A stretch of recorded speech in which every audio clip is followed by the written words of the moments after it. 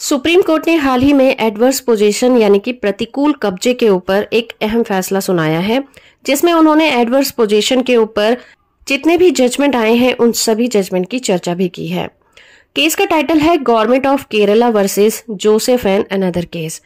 Supreme Court ने government of Kerala versus Joseph case में प्रतिकूल कब्जा यानी कि प्रॉपर्टी पर जो अवैध कब्जा हो जाता है उस पर अपने हाल ही के फैसलों की चर्चा की है। सुप्रीम कोर्ट ने कहा है कि प्रतिकूल कब्जा लगातार प्रॉपर्टी के मालिक के अगेंस्ट होना चाहिए।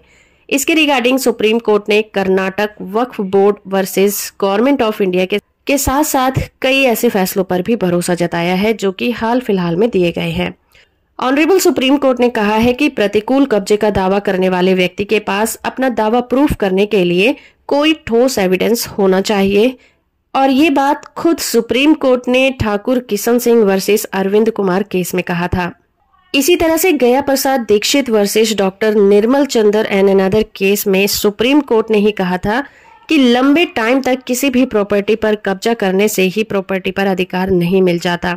इस तरह से किसी भी प्रॉपर्टी पर कब्जे के साथ साथ एनिमस पोसिडेंडी भी होना चाहिए। एनिमस पोसिडेंडी का मतलब होता है कि व्यक्ति का उस प्रॉपर्टी पर कब्जा करने का इरादा होना चाहिए और प्रॉपर्टी के रियल मालिक को उस प्रॉपर्टी से बेदखल करने का इरादा होना चाहिए। सुप्रीम कोर्ट ने एनिमस पोसिडेंडी की इम्पोर्टेंस बताते हुए कहा कि इसकी अब्सेंस में एडवर्स पोजीशन का दावा नहीं किया जा सकेगा, और ये बात कही थी सुप्रीम कोर्ट ने ही अश्वत्थामा वर्सेस पी प्रकाश केस में।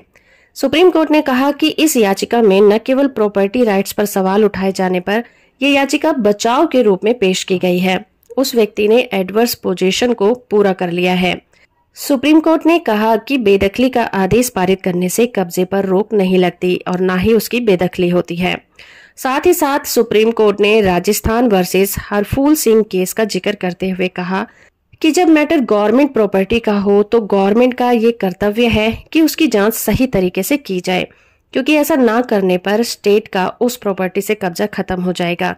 प्रतिकूल कब्जे की दलील ठीक से दी जानी चाहिए, जैसे कि कब्जा कब किया गया था और बाकी सभी बातें, और दलील इतनी मजबूत होनी चाहिए कि अपने आप में काफी होनी चाहिए। सबूत पेश करने का बोझ कब्जा करने वाले पर होता है। सबसे पहले मालिकाना हक के रिगार्डिंग जो एविडेंस पेश करने का भार होता है वो प्रॉपर्टी के मालिक पर होता है। उसे प्रूफ करना होता है कि वही असली प्रॉपर्टी का मालिक है, और बाद में ये प्रूफ करने का भार कि प्रतिकूल कब्जा पूरी तरह से किया गया है, इसका भार कब्जा करने वाले पर होता है। इसलिए सुप्रीम कोर्ट ने इस केस में फैसला सुनाया कि कोई भी स्टेट प्रतिकूल कब्जे के जरिए किसी भी आम नागरिक की प्रॉपर्टी पर कब्जा नहीं कर सकती, क्योंकि राज्य का काम लोगों का कल्याण करना है। तो इस तरह से सुप्रीम कोर्ट ने इस केस का फैसला सुनाया। जजमेंट की पीडीएफ कॉपी का लिंक आपको डिस्क्रिप्शन में मिल जाएगा, वहां से आप इसे डाउनलोड कर सकते हैं। वीडियो इन्फॉर्मेटिव है तो आप इसे लाइक, शेयर और चैनल को सब्सक्राइब करना बिल्कुल मत भूलिएगा।